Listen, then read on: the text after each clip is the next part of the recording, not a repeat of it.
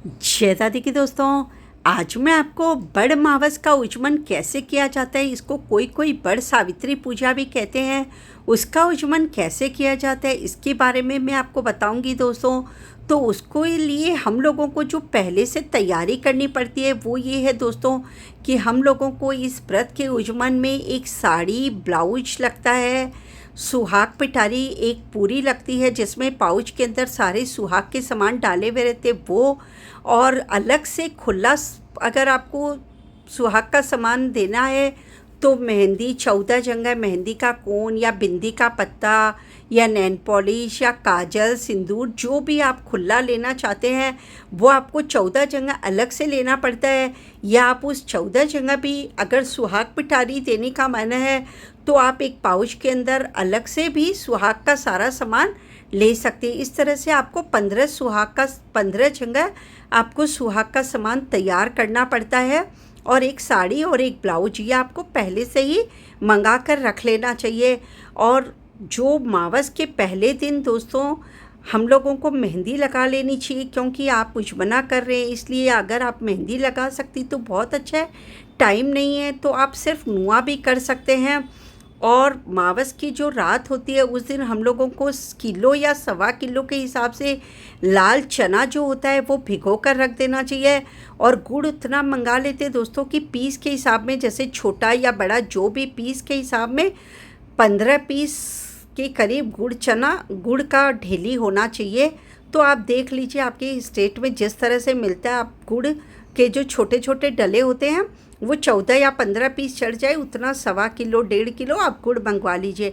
इस तरह से आपकी जब रात को सारी तैयारी हो जाती है दोस्तों, तो सुबह उठकर नहा धोकर सबसे पहले दोस्तों अपनी जो थाली होती है वो तैयार करनी पड़ती है। उसमें रोली, चावल, कच्चा सूत, मूली, एक कटोरी में भीगे हुए चने और गुड़ अलग से, और थोड़ा सा थाली में गुड़ और चना अलग से रखना पड़ता है बड़ की पूजा के लिए। और एक पैकेट के अंदर दोस्तों आप जो साड़ी, ब्लाउज और जो पूरा सुहाग पिटारी का जो पाउच था वो और रुपए का लिफाफा एक पैकेट में डाल लीजिए। और 14 जगह जो भीगे हुए आपके चने हैं वो आप अपने हिसाब से 14 जगह जिप लॉक में डाल लीजिए।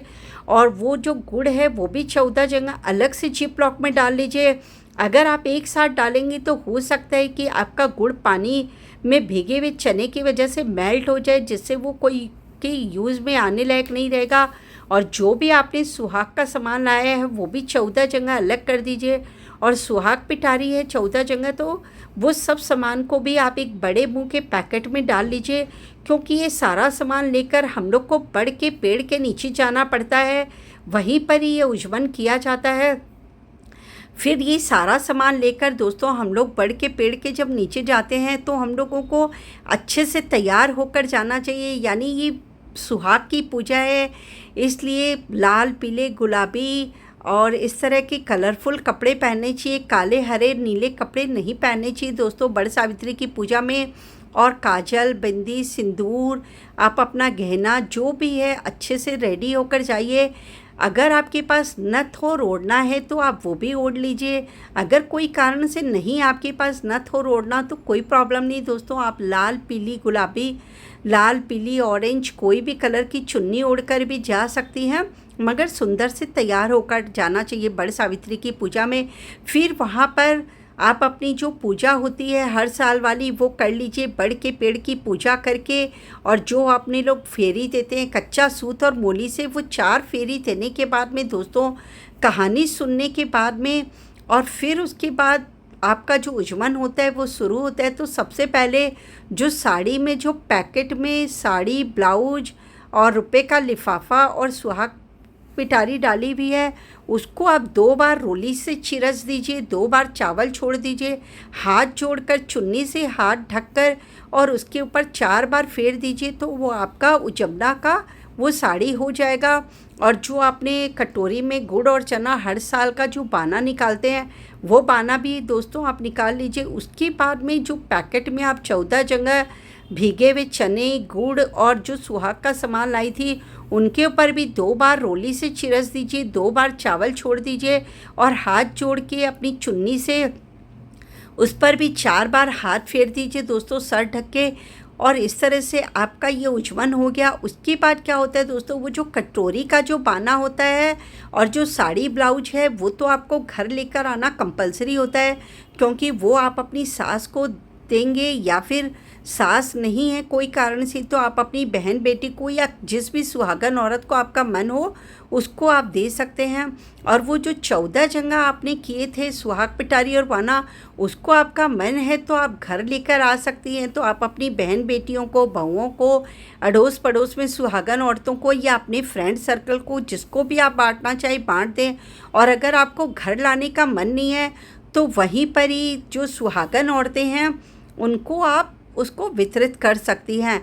और आपका जब उज्जवल पूरा हो जाएगा दोस्तों, तो वहाँ पर भी बैठकर बड़ के पेड़ के नीचे, और शंकर पार्वती उस दिन बड़ के पेड़ में विराजमान होते हैं, तो आपको भगवान शंकर और माँ पार्वती को हाथ जोड़कर प्रार्थना करती है, मन में ये सोचते हुए कि सामने मेरे भगवान और माँ पार्वती बैठे हुए हैं कि हे माँ पार्वती, हे शंकर भगवान, मैंने इस कामना से इस व्रत का उज्जवल किया है कि मुझे अखंड सौभाग्य का आशीर्वाद आप प्रदान कीजिए। यानी जब तक मैं जीऊँ मैं सुहागनी बनकर रहूं और मेरे घर में बेटे और पोतों की भरमार रहे, अन्न धन से मेरा घर भरा रहे। इस कामना से मैंने ये उज्जवल किया है। यदि मुझसे किसी कारण से भी कोई भूल चूक हो गई है तो आप उसे माफ़ करिए और उसे अखंड सौभाग्यवती होने का आशीर्वाद दीजिए। इस तरह की कामना से मैंने इस व्रत का उज्जवल किया है। अगर आपका मन हो तो उस दिन व्रत कर सकते हैं, नहीं तो व्रत करने का अगर मन नहीं हो तो आप सिर्फ उज्जवल करके और जैसे आप भोजन करती हैं घर पर वैसे भी कर सकते हैं। और फिर घर आकर जो भी आपका जो सामान है वो वितरण कर सकते हैं। और वो जो साड़ी ब्लाउज और जो बाना है कटोरी वाला वो आप सास को दे दीजिए। कोई कारण से आपकी सास नहीं है तो आप वो भी किसी बहन बेटी या सुहागन को दे सकते हैं, जिसको भी आप चाहें। कई लोग क्वेश्चन करते हैं कि मैम हमारे ससुर नहीं है तो क्या हम सास को दे सकते हैं। तो हाँ, हम लोग ससुर नहीं है तो भी सास को दे सकते हैं, क्योंकि उज्जवल धोखा पूजी का जो भी बाना होता है वो ससुर हो या ना हो सास को ही दिया जाता है। कोई कारण से सास आपके साथ नहीं रहती है, दूर रहती है या नहीं है इस दुनिया में, तो आप अपनी बहन बेटियों को या जिस भी सुहागन औरत को आपका देने का मन है उसको आप दे सकते हैं। आशा करती हूँ कि मेरा समझाने का तरीका आपको अच्छे से समझ में आएगा। अगर वीडियो अच्छा लगा हो तो प्लीज़ लाइक के बटन को दबा दीजिए। अभी तक आपने मेरे चैनल को सब्सक्राइब नहीं किया तो प्लीज़ इसे सब्सक्राइब कर दीजिए। जय दादी की।